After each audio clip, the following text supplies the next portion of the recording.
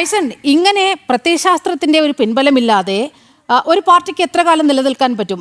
ആം ആദ്മിയുടെ പാർട്ടിയുടെ അവസ്ഥ നമ്മൾ കണ്ടതാണ്. ഇതൊരു അത്ഭുത ശിശു എന്നൊക്കെ മറ്റു മാധ്യമങ്ങളൊക്കെ വാഴ്ത്തിപ്പാടുന്നുണ്ട്.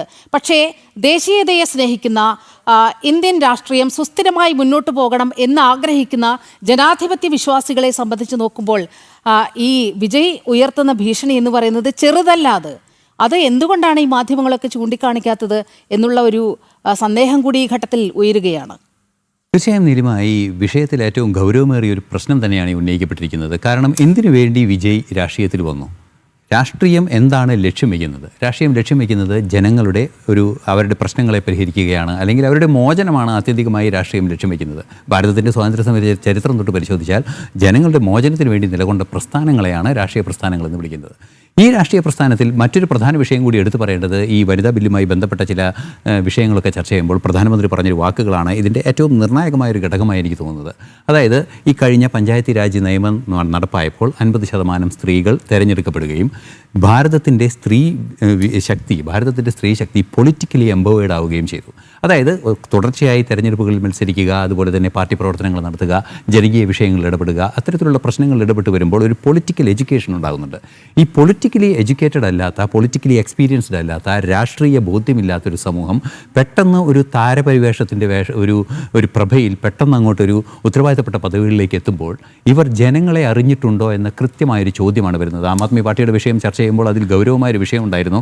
നമുക്ക് ഡൽഹിയിലൊക്കെ ഉണ്ടായിരുന്നപ്പോൾ നേരിട്ട് അറിയാവുന്നതാണ്. പെട്ടെന്നാണ് ആദ്യഘട്ടത്തിൽ തെരഞ്ഞെടുപ്പ് നടന്ന് രാഷ്ട്രപതി ഭരണം വന്ന് പിന്നീട് വന്നപ്പോൾ 67 സീറ്റിലേക്കാണ് അവരെത്തിയത്. എത്തിയതിൻ്റെ 67 സീറ്റിലേക്ക് എത്തുമ്പോൾ ആ കൂട്ടത്തിൽ കയറി വന്നവരാരാണ് എന്നുള്ളത് വലിയൊരു വിഷയമാണ്. ക്രിമിനലുകളൊക്കെയാണ് കയറി വന്നത്. അവരുടെ പശ്ചാത്തലം അപകടകരമായിരുന്നു. അവരൊക്കെ ആയിട്ടാണ് ഈ ഗലികളിലെ നേതാക്കന്മാരെ, ഗുണ്ടാത്തലവന്മാരെയൊക്കെ ആയിട്ട് ഒരു ധാരണയിലെത്തി അവരുടെ രീതിയിലൊക്കെയുള്ള ചില സംവിധാനങ്ങൾ അവിടെ കൊണ്ടുവരുന്ന രീതിയുണ്ടായി.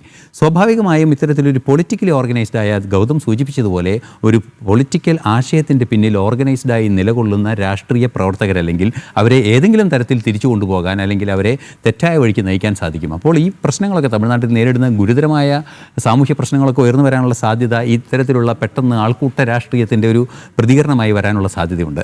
മറ്റൊരു പ്രധാന വിഷയം ഇന്നിപ്പോൾ ഉണ്ടായിരിക്കുന്നത് ഈ അടുത്ത കാലത്ത് വന്ന ഒരു സുപ്രീം കോടതി വിധിയുടെ പശ്ചാത്തലത്തിലാണ് ഇപ്പോൾ കേരളത്തിൻ്റെ കൂടി ഗവർണറായ രാജേന്ദ്ര വിശ്വനാഥ് അർലേക്കർ ഒരു തീരുമാനമെടുക്കേണ്ട സാഹചര്യം ഉണ്ടായത്. അതായത് 118 സീറ്റുകൾ, മാജിക് നമ്പർ 118 234 സീറ്റുകളാണ്, 117 നേർപകുതി +1 എന്ന് പറയുമ്പോൾ 118 സീറ്റുകൾ വേണം. പക്ഷേ 108 സീറ്റുകളേ ഉള്ളൂ, കേവല ഭൂരിപക്ഷത്തിലെത്തിയില്ല. സ്വാഭാവികമായും 5 അംഗങ്ങളുള്ള കോൺഗ്രസിനെ ഉടനെ തന്നെ ചേർത്ത് പിടിക്കാൻ പറ്റി. കോൺഗ്രസ് ഒരു അധികാരത്തിൻ്റെ പുറകെ പോകുന്ന പ്രസ്ഥാനമാണ്. പലവിധ പ്രത്യേകതകളും കോൺഗ്രസിനുണ്ട്. അതൊക്കെ ബാധകമല്ല. 5 മിനിറ്റ് കൊണ്ട് ചെയ്യാവുന്ന കാര്യമേ ഉണ്ടായുള്ളൂ. അത് നടക്കുകയും ചെയ്തു. ദേശീയ തലത്തിലും സംസ്ഥാന തലത്തിലും ഒക്കെ പെട്ടെന്ന് തീരുമാനങ്ങളുണ്ടായി. പക്ഷേ 2 മന്ത്രിമാർ വേണം, കോർപ്പറേഷൻ അധ്യക്ഷ സ്ഥാനം വേണം. അത്തരത്തിലുള്ള വ്യക്തമായ ചില ലക്ഷ്യങ്ങൾ, ചില താല്പര്യങ്ങൾ മാത്രം, അധികാരം മാത്രം, പോക്കറ്റുകൾ കേന്ദ്രീകരിച്ചു. അത് തന്നെയാണ് അതിരൂക്ഷമായി വിമർശിക്കപ്പെടുകയും ചെയ്തത്. DMK-യുടെ ഭാഗത്തു നിന്ന് അതിരൂക്ഷമായി അപ്പോൾ തന്നെ വിമർശിക്കുന്ന ഒരു സാഹചര്യമുണ്ടായി. DMK സഖ്യത്തിൻ്റെ ഒരു ഭാഗമായാണ് മത്സരിച്ചത് എന്നതൊരു യാഥാർത്ഥ്യമാണ്.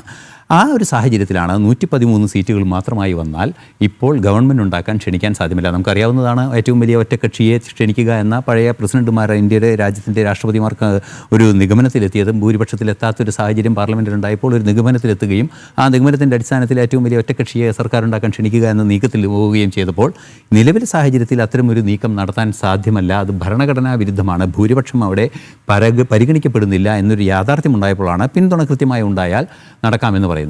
നാളെ സത്യപ്രതിജ്ഞ പ്രഖ്യാപിക്കുകയായിരുന്നു. ഇതാണ് നേരത്തെ ഗൗതം സൂചിപ്പിച്ച, അല്ലെങ്കിൽ നീലിമ സൂചിപ്പിച്ച, നമ്മളിപ്പോൾ ചർച്ച ചെയ്ത വിഷയത്തിൻ്റെ രാഷ്ട്രീയ അന്തസത്ത എന്തെന്ന് തിരിച്ചറിയാത്ത, ഭരണഘടനയാൽ നിയന്ത്രിക്കപ്പെടുന്ന ഒരു സംവിധാനമാണ് ഈ രാജ്യം എന്ന് തിരിച്ചറിയാതെ എന്തെങ്കിലുമൊക്കെ പറഞ്ഞുകൂട്ടുക.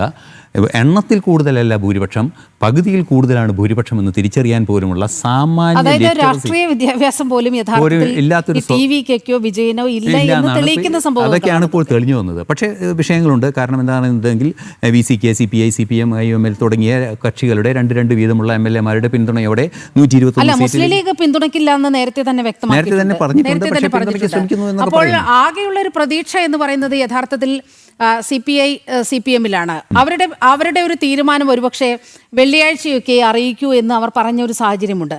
അപ്പോൾ ഇതൊന്നും കണക്കിലെടുക്കാതെ ദാ 108 സീറ്റ് കിട്ടി, ഞാൻ തമിഴകത്തിൻ്റെ മുഖ്യമന്ത്രിയാകാൻ പോകുന്നു, സത്യപ്രതിജ്ഞയ്ക്കുള്ള ഒരുക്കങ്ങൾ തുടങ്ങിക്കോളൂ എന്ന് പറഞ്ഞ് അണികളോട് ആഹ്വാനം ചെയ്യുന്ന ഒരു വിജയിനെയാണ് നമ്മൾ കാണുന്നത്. പക്ഷേ പരിണതപ്രജ്ഞനായ ഒരു രാഷ്ട്രീയ വ്യക്തിത്വം വിജയ്ക്കകത്ത് ഉണ്ടായിരുന്നെങ്കിൽ ഇത്ര വലിയ ഒരു ധൃതി പിടിച്ച നീക്കത്തിലേക്ക് ഇപ്പോൾ ഒരു അപഹാസ്യനാകുന്ന അവസ്ഥയിലേക്ക് വിജയ് രാഷ്ട്രീയ നേതൃത്വത്തിനേക്കാൾ അപ്പുറം ഒരു ഭരണഘടനാ വിദഗ്ധന്റെ ഉപദേശമെങ്കിലും തേടിയിരുന്നെങ്കിൽ ഇത്ര അപഹാസ്യമായ ഒരു സ്ഥിതിയിലേക്ക് ഇപ്പോൾ വിജയ് എത്തില്ലായിരുന്നു.